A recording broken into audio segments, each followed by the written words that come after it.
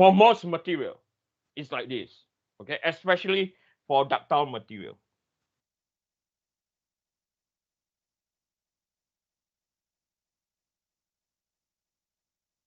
Okay. However, if you are very concerned that, okay, I'm not so sure. If you are not so sure, okay, it is also valid to assume that the stress yield in compression is equal to the stress yield in tension or in tensile. It is okay. Okay, so you can see over here, the data are not given. Okay, so let's look at the yield. The yield they only give in what? Tension. They did not give in compression. If your structure is under compression, what are you going to do? You don't have the data. It is safe to assume that the compression is the same as tension for ductile material. There's only one material that you cannot assume, or a few materials that you cannot make that assumption. One is, for example, concrete, right? Brittle material like ceramics. Ceramic or brittle material like concrete cannot withstand what? Tensile loading. They can withstand compressive what? Compressive type of loading, right? Give me a minute. I think someone is trying to get into the class and I have to give permission. Okay. So the next thing that we are going to look at, okay, is factor of safety. Okay. So factor of safety. So we look at this graph, yes? So the next thing that we will look at is factor of safety. Sir, can you please zoom out? Yes. You're still copying, right? Yes. Okay, it's okay. Thank you for letting me know.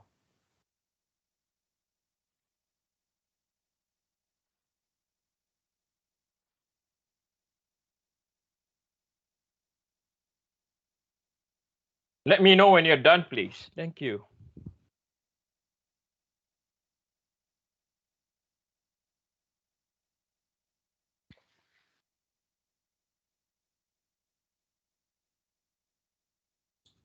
Oh, good, thanks. Okay. So the next thing we're going to look at is factor of safety.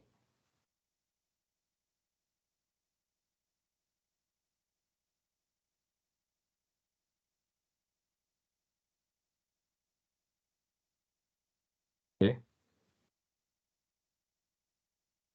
So we know that Fs, factor of safety, is equal to ultimate stress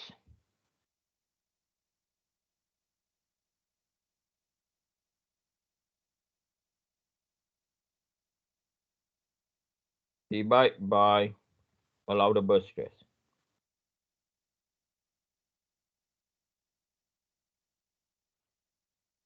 Okay, ultimate stress divided by allowable stress.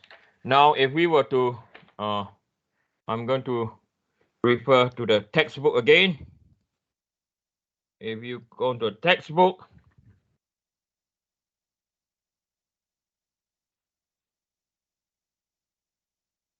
there it is. Okay, in the textbook, I'm going to copy and paste.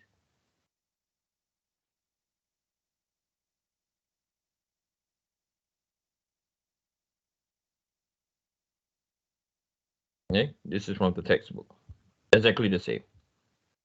That the factor of safety is equal to ultimate stress and allowable stress. Okay. Now, if you look at the the stress strain curve now, what comes to your mind? Anyone? Where is the ultimate stress in the stress strain curve? Anyone, please? At the peak? Right before the fracture point? Yeah. So it is at the plastic region, yes or no? Right? It's at the plastic region, right? So what do I think? What do I tell you guys about this class? We have to be in the elastic region. Okay, we have to operate the elastic region. So if you can change the formula, by the way, you are allowed to change the formula in the textbook. Okay, you are allowed, but you have to give me the reason. You guys say, are we allowed to change the formula in text? So yes, you are allowed. The only book that you cannot change anything is which book? Anyone? There's only one book on planet Earth that you cannot change any content in there. Anyone? What book is that? Now you guys are. The Bible Yeah, the Bible. or the Quran? Yes, you cannot change anything. Or the Torah, you cannot change anything. You change anything, you'll be in trouble. Okay. So now, What about religious book. Yeah, I mean, good teaching religious book. Okay. Now coming back, let's focus back. Okay. Any other textbook, you can change the formula. Okay. Now, if I allow you to change this formula, what will you change?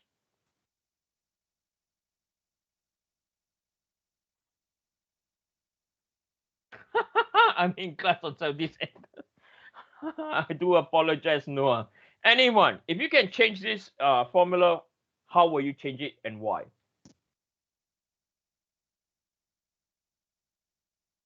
You guys are being shy. Okay. Now, this formula, okay, is only valid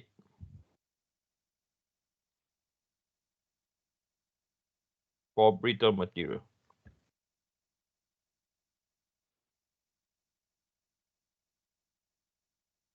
Okay. Any other material will not work. Okay. Why is that? Okay. So I'm going to draw the stress strain curve now. Okay. Or go back to fundamental. No, I no need to draw. I'm going to add down here. Okay. So this line they've just drawn is for ductile material.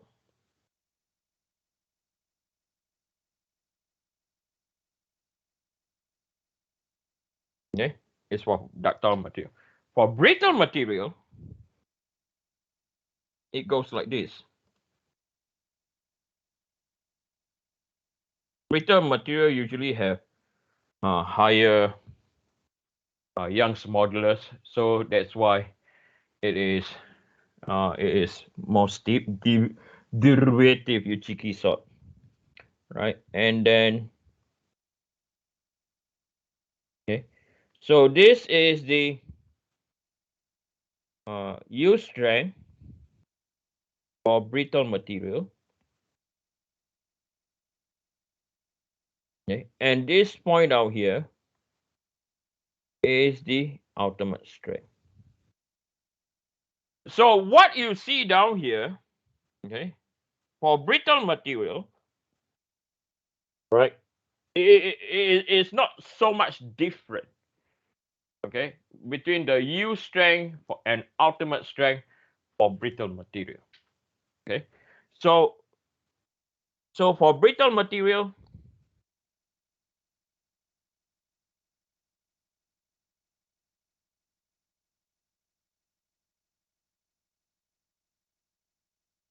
right, the stress U is approximately, okay, it's a squiggle, approximately equal to stress ultimate strength. Okay, so therefore, factor of safety for brittle material is equal to stress ultimate strength divided by stress allowable. Okay. Whereas for ductile material,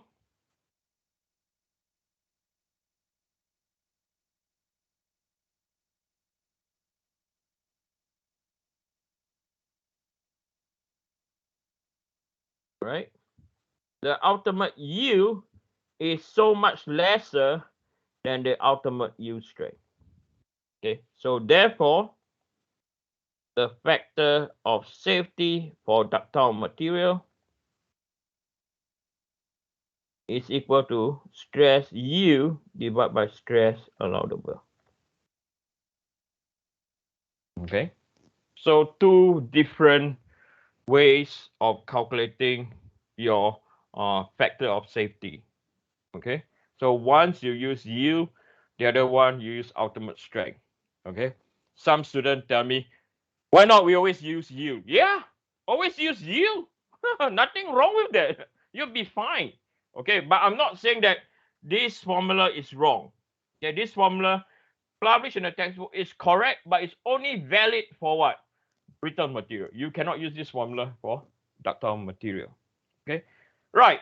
So now you see what this table actually means now. Okay, you can see what this table, as I say, this table only can be used for axial loading.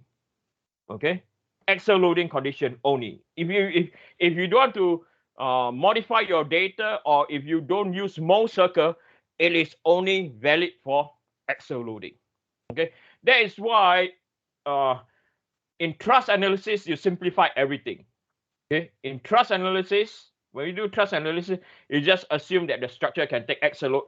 Then you can use formula directly from the materials handbook like this.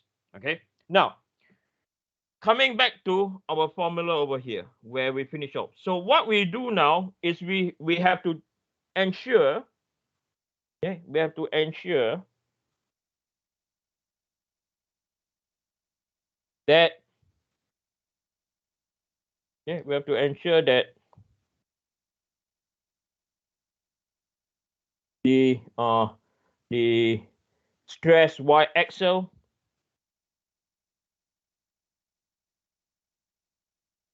right is less than the stress allowable.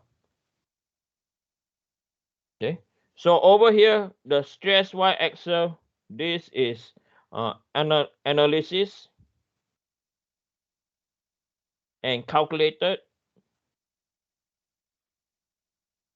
and this over here, the allowable, is from material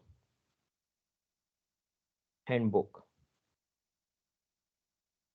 And this data was carried out from experiment or uniaxial or unidirectional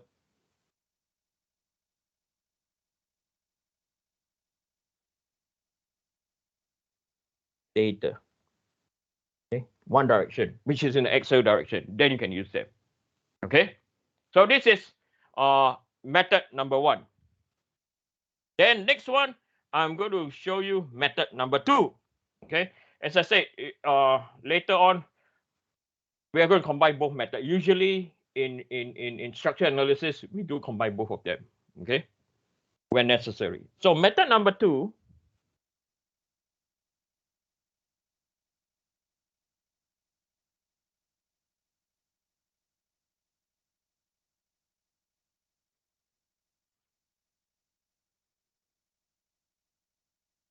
okay, method number two is based on elastic deformation. Okay, it's based on elastic deformation.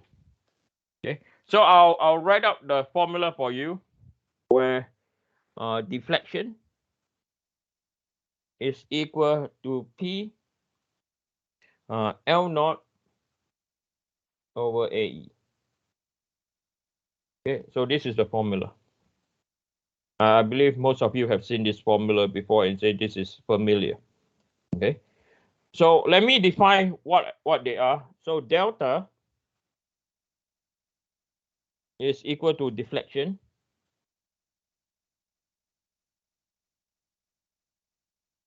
due to applied load